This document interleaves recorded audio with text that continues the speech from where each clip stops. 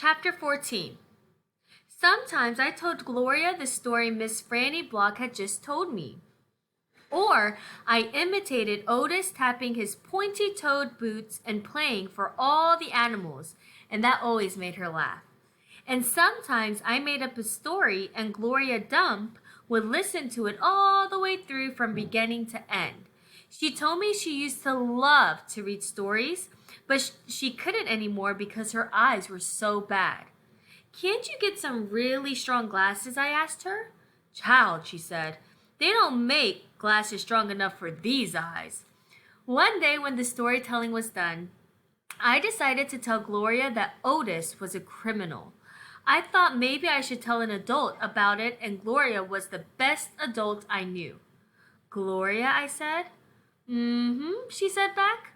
"You know Otis." "I don't know him, but I know what you tell me about him."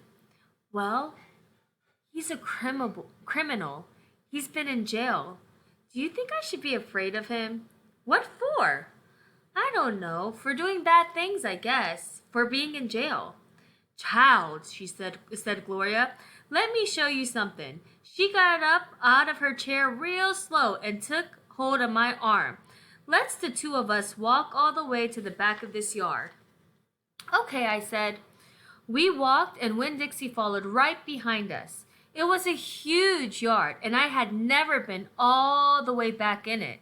When we got to a big old tree, we stopped. "Look at this tree," Gloria said. I looked up. There were bottles hanging from just about every branch.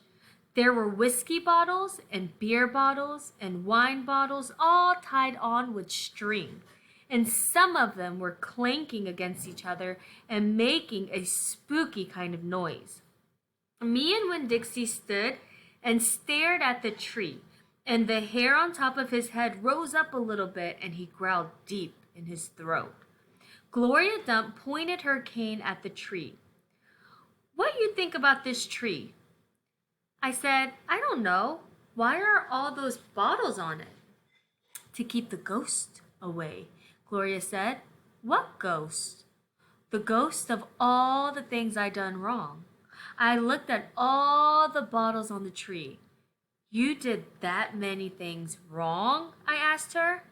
"Mm-hmm," said Gloria. "More than that." "But you're the nicest person I know," I told her. "Don't mean I haven't done bad things," she said. "There's whiskey bottles on there," I told her, "and beer bottles." "Child," said Gloria Dump, "I know that. I'm the one who put 'em there. I'm the one who drank what was in 'em."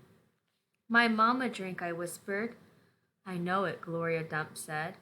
"The preacher says that sometimes she couldn't stop drinking." "Mm-hmm," said Gloria again. "That's the way it is for some folks. We get started and we can't get stopped."